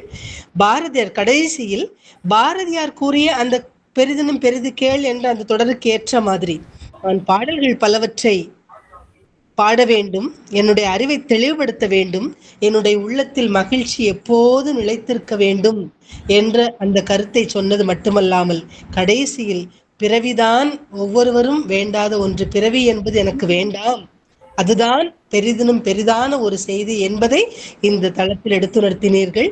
இது மிக அரிதான ஒரு கருத்து. யாருமே இதுவரைக்கும் அப்படி சொன்னதில்லை. பெரிதினும் பெரிது கேள்னா எத்தனையோ லட்சியங்களை சொல்வார்கள், நான் அப்படி ஆகணும் இப்படி ஆகணும் என்றெல்லாம் சொல்வார்கள். ஆனால் தாங்கள் கூறியது இன்றைய காலகட்டத்தில் பிறவி என்பது வேண்டவே வேண்டாம் என அல்லல் படுகின்ற இந்த உலகத்தின் இந்த உலக பற்றுக்களில் படுகின்ற துயரங்களை எல்லாம் சிறிதும் கூட பொருட்படுத்தக்கூடாது என்ற வகையிலும் அதை பற்றி சிந்திக்காமல் ஐம்புலன் ஆசை இல்லாமல் முழுக்க இறைவனிடத்தில் தான் சென்று சேர வேண்டும் என்ற அந்த முக்தியை அடைய வேண்டும் என்ற காரணத்தினாலும் பிறவாமை என்பது எனக்கு வேண்டவே வேண்டாம் என்று கூறிய அந்த கருத்தை எடுத்துரைத்தது மிக மிக அருமை. வாழ்த்துக்கள், பாராட்டுக்கள். ராஜவாளை முத்தமிழ் சங்கம் தங்களை பாராட்டி மகிழ்கின்றது. அடுத்ததாக இமாஜினி மனோகர் ஐயா, உங்களுடைய தலைமை உரையோடு கூடிய பின்னூட்டத்தை தாருங்கள் ஐயா. நன்றி அம்மா. அனைவருக்கும் மீண்டும் ஒரு முறை வணக்கத்தை தெரியப்படுத்திக் கொள்கிறேன். கிட்டத்தட்ட 40 நிமிடங்கள் முனைவர் துர்காதேவி அம்மா அவர்கள் சண்டமாருதமாக சொற்களை எவ்வளவு லாவகமாக பயன்படுத்த முடியுமோ அவ்வளவு லாவகமாக பயன்படுத்தினார். நாம் நிறைய கேட்க வேண்டும், இந்த செவிக்கு வேலை வேண்டும் என்று நான் எண்ணிய வேளையிலே இல்லை இல்லை, இந்த உடம்பு என்பது அழிந்து போகக்கூடிய ஒன்று. அது பூத உடம்பு.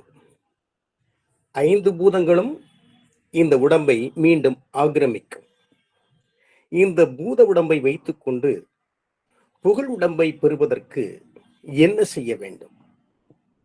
ஆக இந்த தளத்திலே அவர் நின்று கொண்டு மிகச்சரியாக தன்னுடைய சொல் பரதத்தை ஆடியிருக்கிறார். அருமையான ஆட்டம். பாரதியினுடைய வாக்கை தலைப்பாக கொடுத்து அவரிலே தொடங்கி மெல்ல சுந்தரரை தொட்டு இந்த சங்கத்தினுடைய போக்கையும் நோக்கையும் மீண்டும் ஒரு முறை இயம்பி அதற்கு பின்னால் இறைவனை வணங்குவது எப்படி, இறைவனிடம் எதை கேட்பது, இறைவன் உண்டா இல்லையா, கண்ணதாசனை துணைக்கு அழைத்துக் கொண்டு அருமையான கவிதை அனுபவம் தான் என்று கடவுளே வந்து சொல்வது போல கண்ணதாசன் ஒரு கற்பனையிலேயே ஈடுபட்டிருப்பார். அந்த கவிதையை முறையாக சொல்லி அழகுபட சொல்லி கொஞ்சம் சித்தாந்தத்தை உள்ளே அழைத்து ஒரு நிகழ்ச்சி எவ்வாறு நடக்கிறது, அதற்கு மனித சக்திகள் பலர் தேவைப்படுகிறார்கள். ஆக ஒரு உலகம் இயங்குகிறது என்று சொன்னால், பிரபஞ்சம் தொடர்ந்து இயங்குகிறது என்று சொன்னால் அதற்கு ஒரு காரணம் வேண்டுமே. நாமக்கல் கவிஞரை உள்ளே கொண்டு வந்து அதற்கு பின்னால் அபிராமி பட்டர் அருமையான ஒரு நிகழ்வு. அந்த நிகழ்வை சரபோஜி மன்னர், அமாவாசை, பௌர்ணமி அவர் பாடுகின்ற அந்த பாடல், ஆக எப்படி அவர் கேட்கிறார், எல்லாம் கேட்டுட்டு உன்னுடைய தொண்டர் கூட்டத்திலே என்னை ஒரு அடியவனாக ஏற்றுக்கொள் என்று சொல்லி ஔவையாரை விடாம எது பெரியது அப்படின்னு சொல்லி, புவனம் பெரியது, புவனம் நான்முகன் படைப்பு, நான்முகன் திருமாலின் முந்தி கமலத்திலே அப்படின்னு அதை அப்படியே அந்தாதி அடிப்படையில முழுமையாக சொல்லி, அங்கும் தொண்டர் வாலி, ஏன்னா இவங்க திரீசை பாடலையும் இடையிடையே கொண்டு வந்தாங்க. முதல்ல ஆரம்பிக்கும் போது ஏன் என்ற கேள்வி இங்கு கேட்காமல் வாழ்க்கை இல்லை அப்படின்ற அந்த பாடல், கண்ணதாசன் பாடலை அப்படி உள்ள கொண்டு வந்து வச்சுட்டு இங்க வாலியினுடைய பாடலை, பாபு அப்படின்ற படத்துல இந்த பாடல் வரும், பல நூல் படித்து நீ எறியும் கல்வி, அந்த பாடலை அப்படி கொண்டு வந்து திருமூலர் அவர் ரொம்ப முக்கியமான ஆள். நடமாடும் கோயில் படமாடும் கோயில், எதியா மேன்மையானது, நடமாடும் கோயிலுக்கு செய்தால் படமாடும் கோயிலுக்கு செய்தது போல அப்படிங்கிறதையும் சிவன் சிவன் நம்ம எல்லாம் சிந்திக்க வச்சிருக்கிறார். இன்றைய பேச்சாளர் சிந்திக்க வைத்திருக்கிறார். எல்லாம் இந்த உடலிலே மூச்சுக்காற்று இழைகின்ற வரைதான். எப்பொழுது இந்த மூச்சுக்காற்று இழைவதை விட்டு ஒதுங்குகிறதோ உடனே அதற்கு ஒரு பெயரை கொடுத்து விடுவார்கள். ஒரே கூடி அழும், பேரை நீக்கி விடுவார்கள். அதற்கடுத்து அங்கே கொண்டு சென்று சுடுவார்கள், நீரிலே மூழ்குவார்கள், நினைப்பு ஒழிவார். அவ்வளவுதான் அந்த வாழ்க்கை.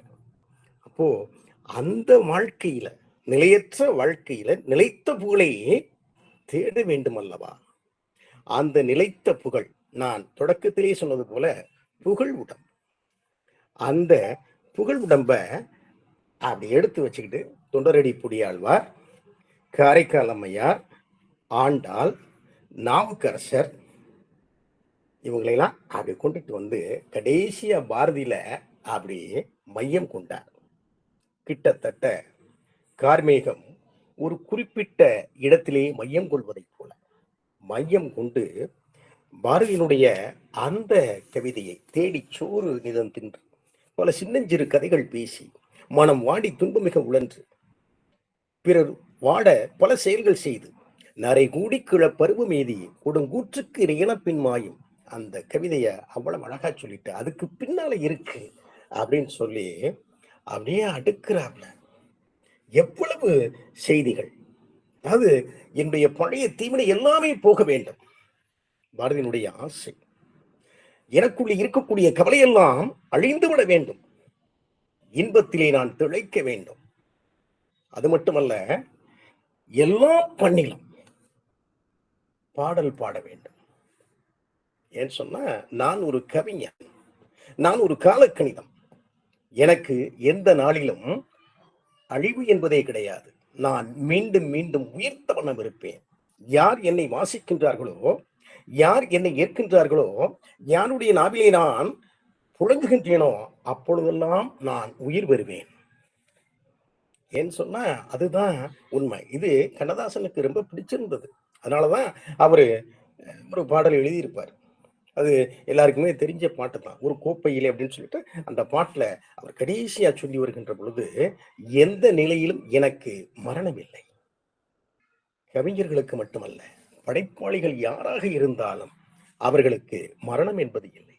அப்போ மரணமில்லா பெருவாழ்வு வாழ வேண்டும் என்று சொன்னால், நாம் நம்மை படைத்த இறைவனிடம் முழுமையாக சரணாகதி அடைந்து இந்த பூமியிலே பிறந்து விட்டேன், இனி எனக்கு பிறவி வேண்டாம், இந்த பிறவியிலேயே நான் பேரும் புகழும் அடையும்படியாக, நாளும் நான் வாழும்படியாக எனக்கு ஒரு வரத்தை தான்.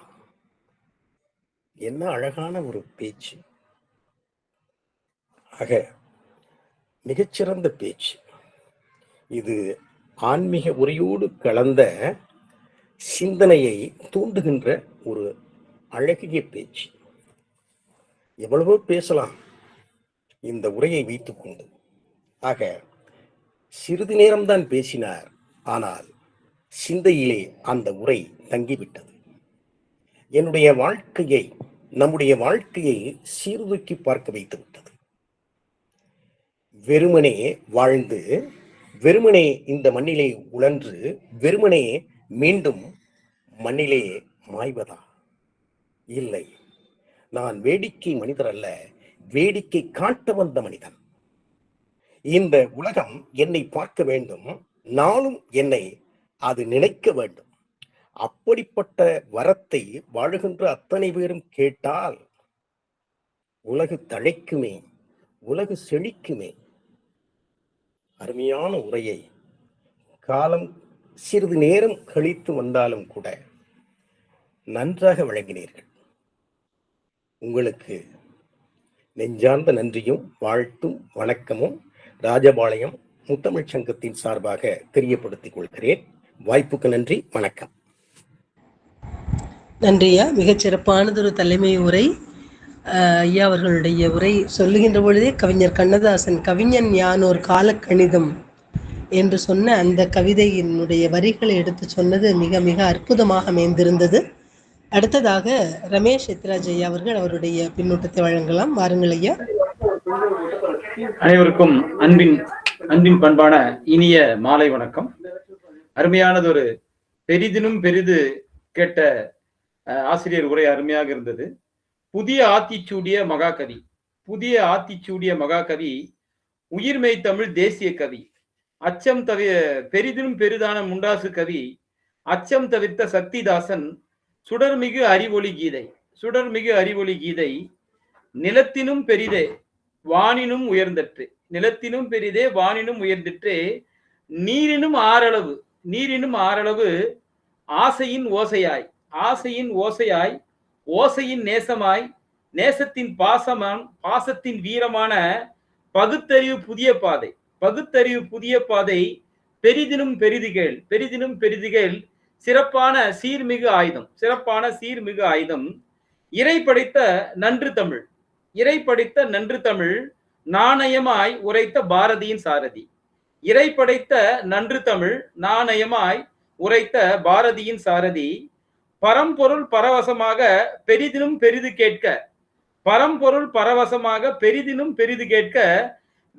கேட்க வீர திருவுருவ துர்காதேவி ஆசை புவியும் கடலும் உயர்ந்த உயர்நலம். காரை முத்து புலவர் உரைத்த அனுபவக்கடல் வாயுரை கலையாத கல்வி தாளாத கீர்த்தி வேண்டி அபிராமிப்பட்டர் சிந்தையை ஆபரணமாக்கிய ஏற்றமிழ்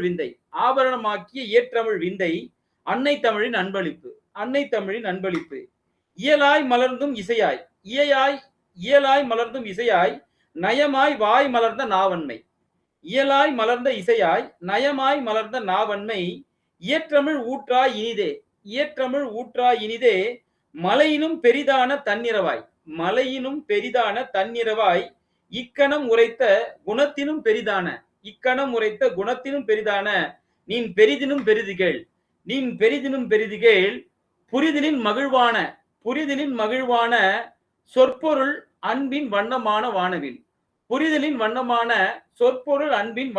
வானவில் எண்ணுவது உயர்வான பொறி ஆட்சி ஐம்பொறி ஆட்சியான எண்ணத்தின் உயர்வான செய்ய துணிவான நின் பெரிதினும் பெரிதுகேள் கேட்டு என் இதயம் இனித்தது, சிந்தை மகிழ்ந்தது. சிறப்பானது ஒரு நல்ல சிந்தனை. அதாவது எதையும் விடல, பெரிதினும் பெரிது கேள்ன்ற அனைத்துக்கும் அத்தனைக்கும் ஆசைப்படுகின்ற மாதிரி அத்தனை பொருள்களையும் எடுத்து சிறப்பானது ஒரு உரை வழங்கியமைக்கு பாரதி சாரதியாய் வழங்கிய பாராட்டுகள், வாழ்த்துகள். தொடரட்டும் உங்கள் பணி.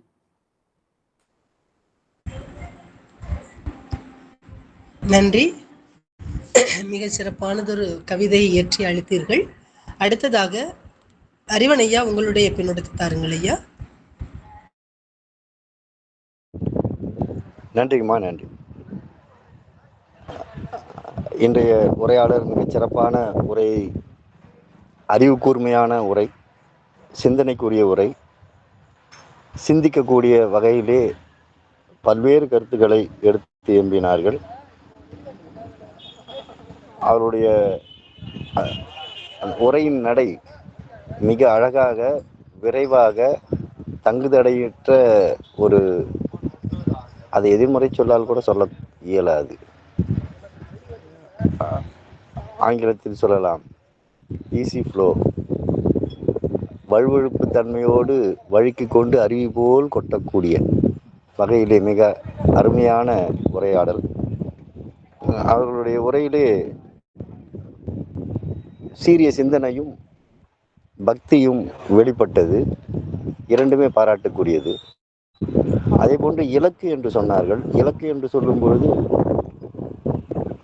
இறுதியாக அவருடைய உரையிலே நிறைவு செய்யும் பொழுது இலக்கு தேவை, நம்முடைய செயல்பாட்டுக்கு இலக்கு தேவை, இலக்கை நோக்கி பயணிக்க வேண்டும், இலக்கை மீண்டும் மீண்டும் கருத வேண்டும், மனத்திலே மீண்டும் மீண்டும் அதை அசை போட வேண்டும் என்ற அளவிலே அதை வேண்ட வேண்டும், அதை கேட்க வேண்டும் என்று தன்னுடைய உரையிலே நிறைவு செய்தார்கள்.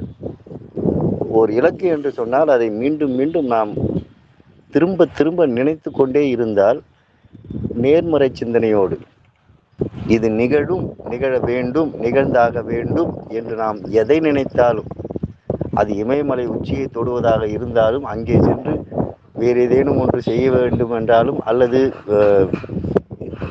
கற்பனைக்கு எட்டாத ஒன்றாக இருந்து அதையும் செய்ய வேண்டும் என்றாலும், மீண்டும் மீண்டும் ஒரு ஆழமாக உறுதியாக நம்பினால் மீண்டும் மீண்டும் அவர் எவ்வளவு ஆழமாக கருதுகின்றாரோ, எவ்வளவு ஆழமாக நம்புகின்றாரோ அந்த அளவிற்கு அச்செயல்பாடு நிகழும்.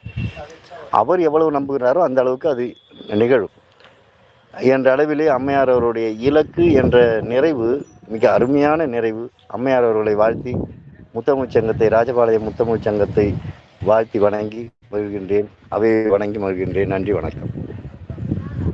ஐயா, அடுத்ததாக வினய் தீர்த்தான் ஐயா, உங்களுடைய பின்னோட்டத்தை தாருங்கள் ஐயா.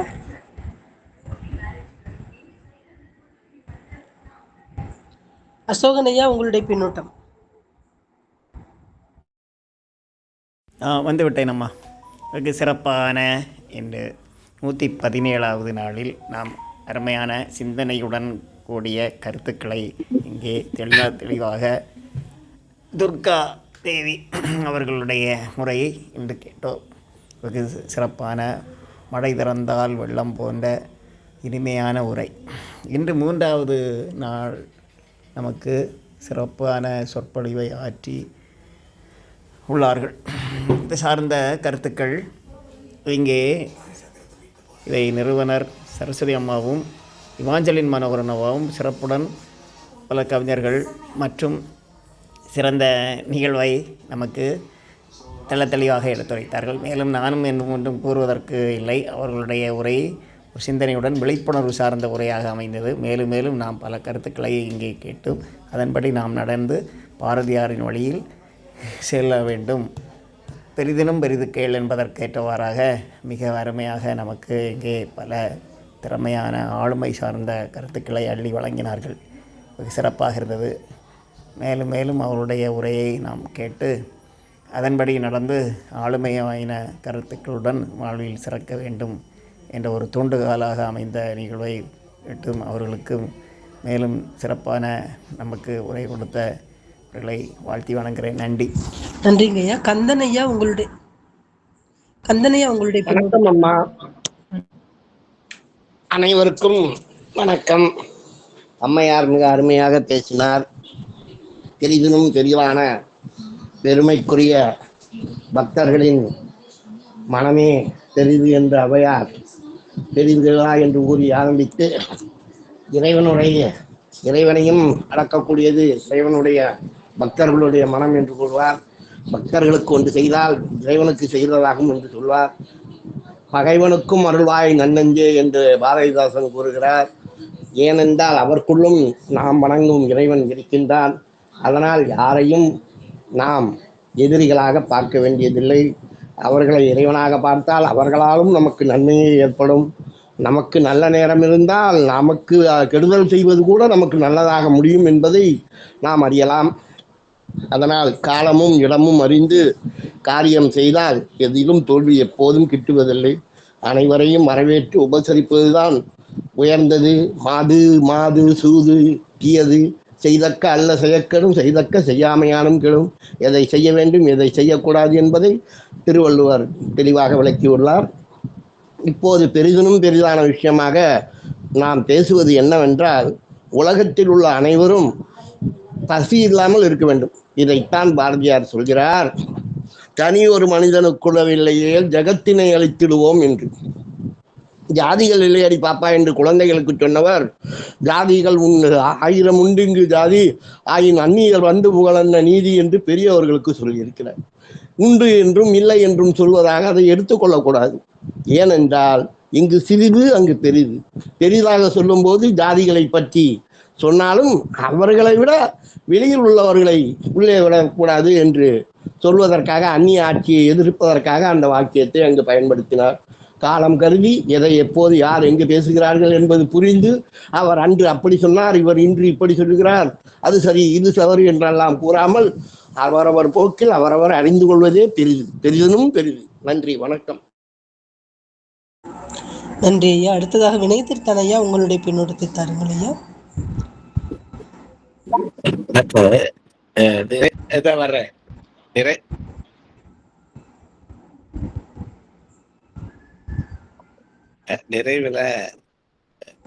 நிறைவாக பின்னூட்டம் அளிக்க கிடைத்த வாய்ப்புக்கு நன்றி.